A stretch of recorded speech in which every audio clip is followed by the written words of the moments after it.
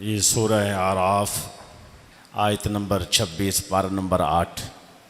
اللہ رب العزت فرما رہے ہیں یا بنی آدم، اے اولاد آدم، قد انزلنا علیکم لباسا،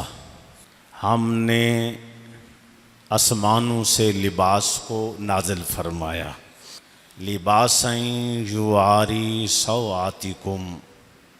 یہ لباس تمہاری شرم گاہوں کو ڈھانپتا ہے، وریشا، اور یہ لباس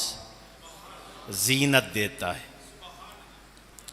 وَلِبَاسُ تَقْوَى ذَلِكَ خیر، اور تقوی کا لباس بڑا ہی بہترین لباس ہے۔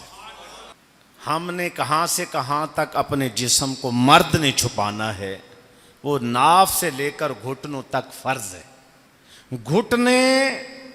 سے اوپر اور ناف سے نیچے۔ میرے آقا علیہ الصلوۃ والسلام نے فرمایا جس مرد نے اپنا یہ حصہ خالی چھوڑا اس کے لیے حرام ہے۔ یہ حدیث پاک ہے دارقطنی کی، اور حدیث کا نمبر ہے 879۔ یہ جب کوئی چھٹی کا دن ہوتا ہے یا واک کرنی ہوتی ہے، یہ بیماری عام ہو رہی ہے، یا کوئی ہاسپٹل میں آتا ہے کسی مریض کو دکھانے کے لیے، تو یہ وہ پجامہ ٹائپ پہن کر نہ مرد پہنچ جاتے واک کے اوپر، اور وہ سمجھتے ہیں یہ سادہ سا لباس ہے اور یہ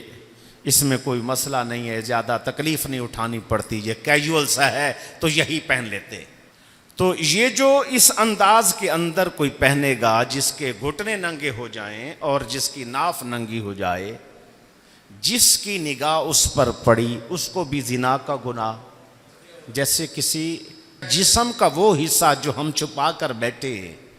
جس کو ہم ظاہر نہیں کر رہے، یہ اس حصے کے دیکھنے کی طرح ہے جو گھٹنے سے اوپر ہے اور ناف سے نیچے، یہ حرام ہے